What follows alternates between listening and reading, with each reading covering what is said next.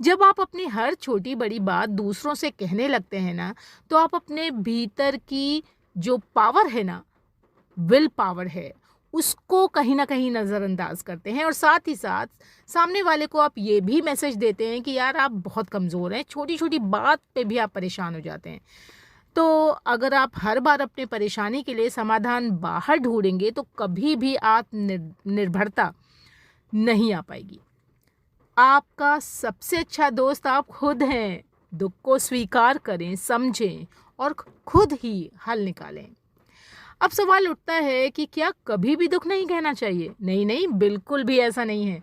दुःख बाँटना ज़रूरी होता है। मैं तो हमेशा कहती हूँ कि आपको शेयर करना चाहिए, लेकिन वो सही समय, सही व्यक्ति और सही रीज़न से होना चाहिए।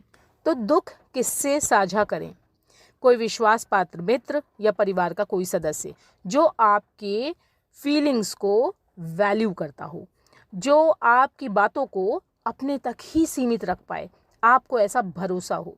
काउंसलर या मानसिक स्वास्थ्य विशेषज्ञ जो बिना जज किए आपकी बात को समझने की ट्रेनिंग मिली होती है उसे, वो कभी आपको जज नहीं करता। कोई आध्यात्मिक मार्गदर्शक या फिर आपका गुरु जो जीवन को गहराई से समझता हो। लेकिन कुछ लोगों से दुख क्यों नहीं कहना चाहिए, ये बहुत इम्पॉर्टेंट है। वो मजाक बना सकते हैं, वो आपकी बातों को दूसरों से कह सकते हैं जिससे आपको और टेंशन होगा। समझने की बजाय वो खुद की कहानी सुनाने लगते हैं जिससे कि आप और बुरा फील करते हैं। आपके दुख की तुलना करने लगते हैं जिससे कि आपको बहुत ज़्यादा छोटा फील होता है और आपकी भावनात्मक निर्भरता का वो फ़ायदा उठा सकते हैं क्योंकि उनको लगता है कि आप कमज़ोर हैं और इसलिए हो सकता है कि वो आपका बेनिफिट भी उठा सकते हैं। तो करें क्या? डायरी लिखें, खुद से बात करना सीखिए, सेल्फ टॉक पॉजिटिव रखने की ट्रेनिंग दीजिए खुद के माइंड को। ध्यान यानी मेडिटेशन, जब मन शांत होगा तो हल भी निकलेगा।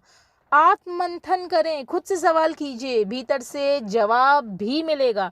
ध्यान रखिए, बहुत सारी प्रॉब्लम्स का सॉल्यूशन हमारे अंदर ही है, लेकिन प्रॉब्लम यह है कि हम बाहरी जो शोरगुल है उससे इतना घिरे हुए हैं कि अपने मन की आवाज़ को ही नहीं सुन पाते।